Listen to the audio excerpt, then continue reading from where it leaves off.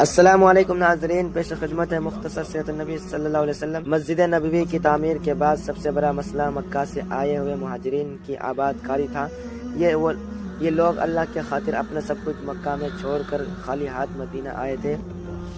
ہمارے پیارے نبی صلی اللہ علیہ وسلم نے اس کا ایک بہت ہی خوبصورت اور آسان حل نکالا۔ آپ صلی اللہ علیہ وسلم نے مدینہ کے رہنے والے انصار اور مکہ سے آنے والے مہاجرین کو ایک جگہ جمع کیا اور ان کو آپس میں ایک دوسرے کا دینی بھائی بنا دیا۔ اس رشتے کے بعد انصار مدینہ نے قربانی کی ایسی مثال قائم کی جو رہتی دنیا تک یاد رہے گی۔ انہوں نے اپنے مہاجر بھائیوں کے لیے اپنے گھروں کے دروازے کھول دیے اور اپنی زمین، باغات اور مال و دولت ان کے سامنے رکھ کر کہا کہ اس میں سے آدھا آپ کا، آدھا میرا۔ مہاجرین نے بھی ان پر بوجھ بننا پسند نہیں کیا بلکہ محنت مزدوری اور تجارت شروع کر دی۔ اس بھائی چارے کی وجہ سے مسلمانوں میں ایسی محبت اور اتحاد پیدا ہوا جس نے مدینہ کی اسلامی ریاست کو بہت مضبوط بنا دیا۔ یہ وہ پیار تھا جس نے غریب اور بے سہارا لوگوں کو ایک ہی دن میں گھر والا اور عزت والا بنا دیا۔